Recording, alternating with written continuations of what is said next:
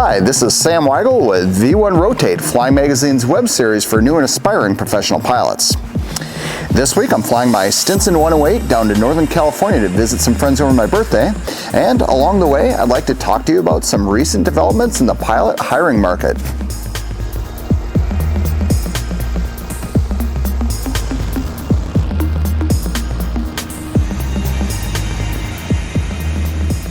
So, you may have heard the news this last week about Spirit Airlines furloughing 260 pilots and downgrading 130 captains, and FedEx laying off non-union sim instructors and threatening to do the same to line pilots. Along with the recent news about hiring slowdowns at the legacy majors and the regional airlines becoming increasingly picky about who they hire, a lot of newer pilots are asking, is the pilot shortage over? Did I miss the party? Yeah, it's over. If you're not sitting in an A320 or larger at this very moment, you're too late. Sorry, loser. Good luck with those flight training loans. Obviously, I'm being facetious here. I shouldn't joke because this is serious stuff to those of you who need to make major life decisions with a murky crystal ball.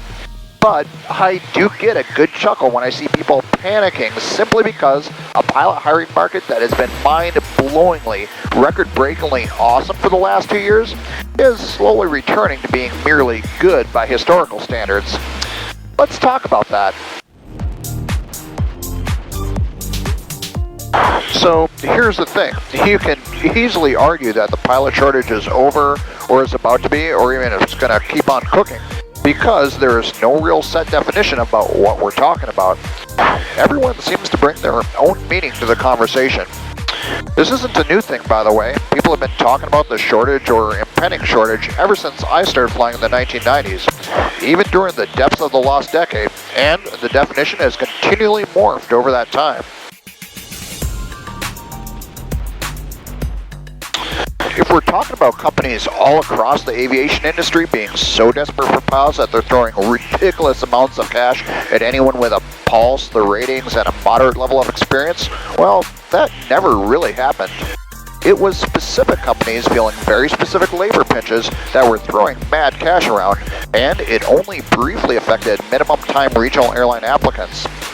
Right now, it's pretty well confined to direct entry captains at the regionals.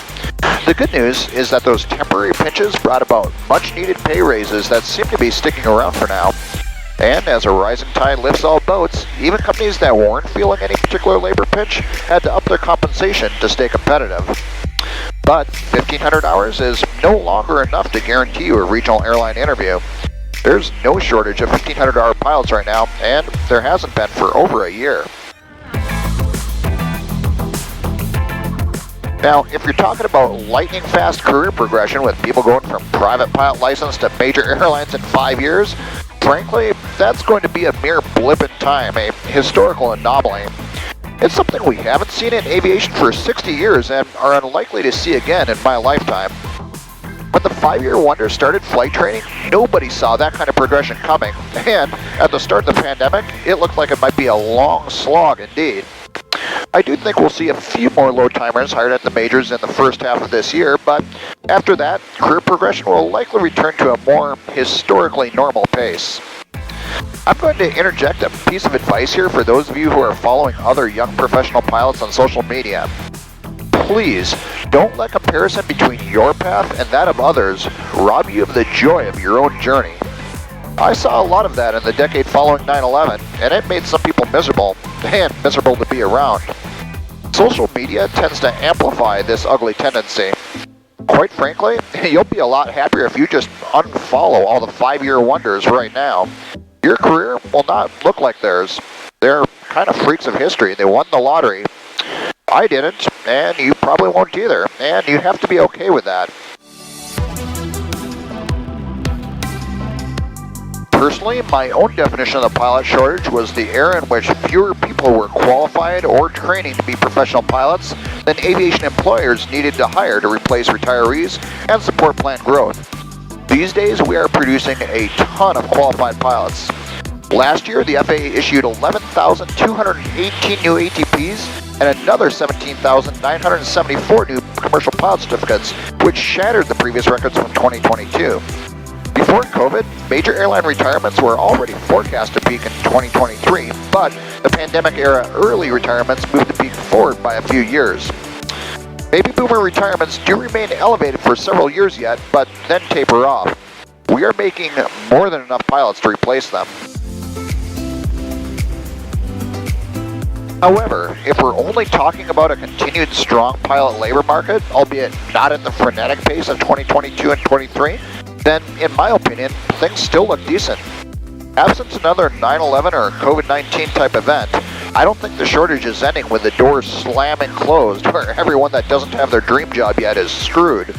There are still a lot of retirements to come, and for now at least, the industry is still growing.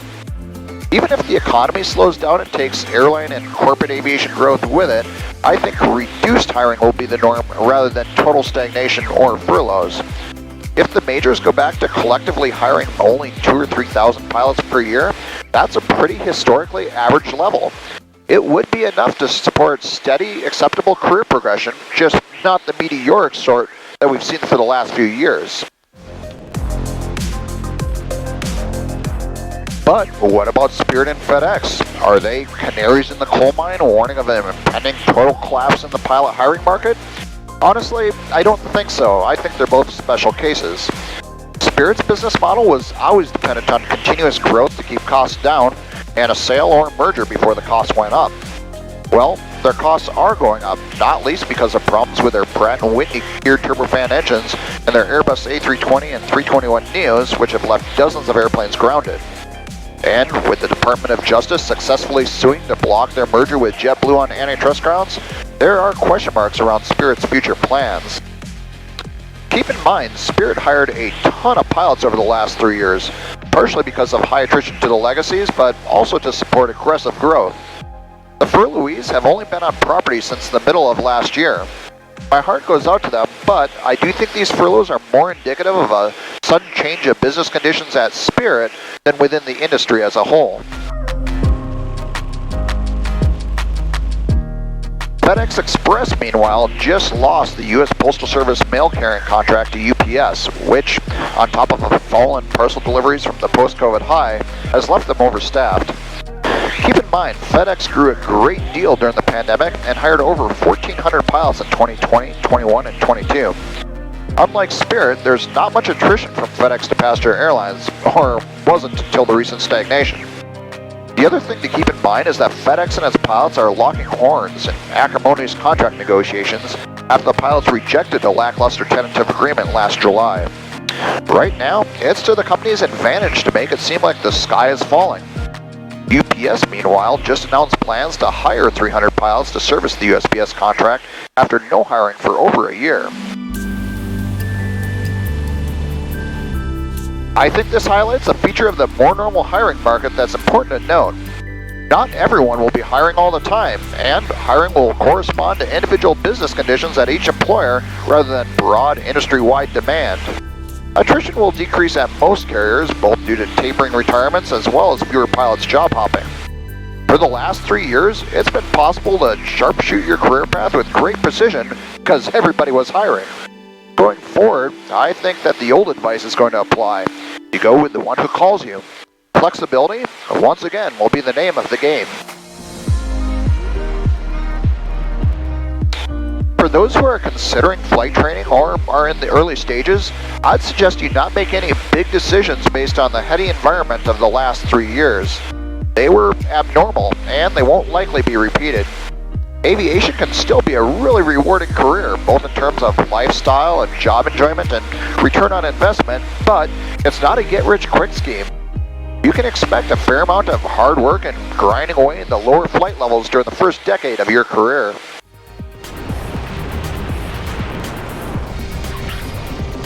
Thanks for watching V1 Rotate, and for more great content for new and aspiring professional pilots, join me here at flyingmeg.com every first and third Friday of the month.